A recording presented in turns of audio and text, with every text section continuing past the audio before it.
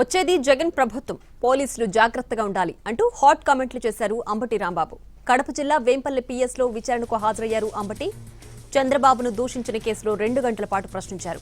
అయితే ఒకే నేరంపై మల్టిపుల్ కేసులు పెట్టొద్దని చంద్రబాబు, లోకేష్ ఆదేశాలతో తనపై రాష్ట్ర వ్యాప్తంగా 36 కేసులు పెట్టారన్నారు అంబటి రాంబాబు. నేరాలు చేస్తున్న టీడీపీ వారిపై చర్యలు ఉండవా?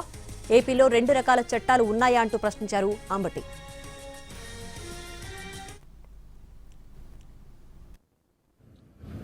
వేంపల్లి పోలీస్ స్టేషన్లో 25/26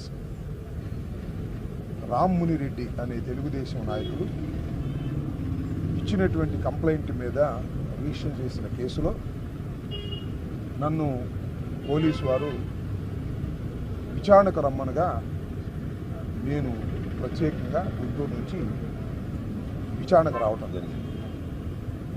2 గంటల సేపు నన్ను విచారించారు.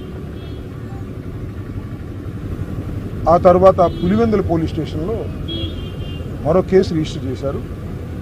ఇక్కడ నుంచి నేను మళ్ళా పులివెందుల పోలీస్ స్టేషన్కి వెళ్ళి అక్కడ హాజరై ఆ విచారణలో కూడా పాల్గొంటాను.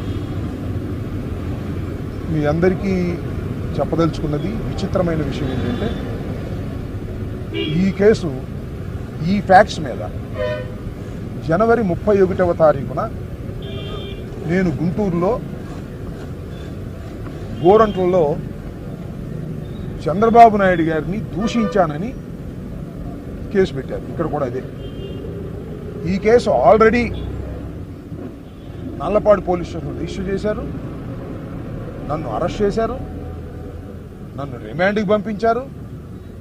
18 రోజుల పాటు నేను రాజమండ్రి సెంట్రల్ జైల్లో ఉన్నాను.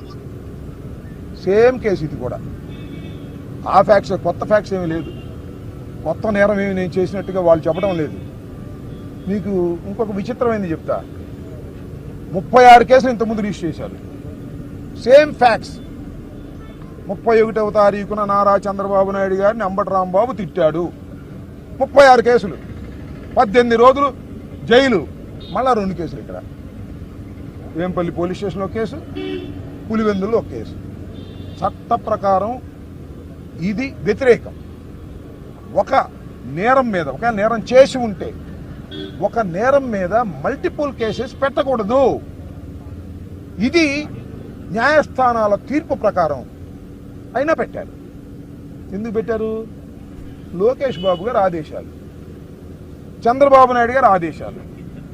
అంబటి రాంబాబుని వేధించాలి, అంబటి రాంబాబుని తిప్పాలి అనేటువంటి ఒక కక్షపూరితమైనటువంటి వాతావరణంలో ఈ రకమైన కేసులన్నీ పెట్టి మమ్మల్ని ఇబ్బంది పెట్టాలని చూస్తున్నారు. నన్నే కాదు, ఇవాళ చిత్తూరులో పూడి శ్రీహరి, మా జనరల్ సెక్రటరీ, మీడియా చూస్తుంటాడు. ఆయన కూడా చంద్రబాబు నాయుడు గారి మీద ఏదో ఒక పోస్ట్ పెట్టాడని ఒకసారి అరెస్ట్ చేశారు. అరెస్ట్ చేస్తే కోర్టు వారు బెయిల్ ఇచ్చారు. మళ్ళా హైకోర్టుకి వెళ్ళారు. హైకోర్టు వారు బెయిల్ సస్పెండ్ చేశారు. మళ్ళా ఇప్పుడు అరెస్ట్ చేశారు. మళ్ళా బెయిల్ ఇచ్చారు ఇంతకుముందే చిత్తూరు కోర్టు. మళ్ళా అరెస్ట్ చేయడానికి సిద్ధంగా ఉన్నారు. అంటే ఏంది నాకు అర్థం కాల. ఒకటి. రెండవది, సజ్జల భార్గవరెడ్డి సోషల్ మీడియా చూసినటువంటి వ్యక్తి. ఆయన మీద కేసులు పెట్టారు. పోలీస్ స్టేషన్కి తిప్పుతున్నారు. ఇన్వెస్టిగేషన్ పేరు మీద ప్రశ్నలు అడుగుతారు. పిచ్చి ప్రశ్నలు, అన్ని పిచ్చి ప్రశ్నలే అడుగుతారు. గంటల తరబడి కూర్చోబెడతారు. అంటే మేము ఒత్తిడికి గురవ్వాలి, మేము భయపడాలి. మేము భయపడతామా? మేము భయపడతామా? రాజశేఖర రెడ్డి వారసులం, జగన్మోహన్ రెడ్డి వెంట నడుస్తున్న వాళ్ళం. ఇలాంటి ఉడత ఊపులకు భయపడటానికి నేను కానీ, భార్గవరెడ్డి కానీ, మా సోషల్ మీడియా యాక్టివిస్టులు కానీ, మా కార్యకర్తలు కానీ సిద్ధంగా లేరు. గుర్తుపెట్టుకో చంద్రబాబు నాయుడు గారు, లోకేష్ గారు అని ఈ సందర్భంగా చెప్పదలుచుకున్నా.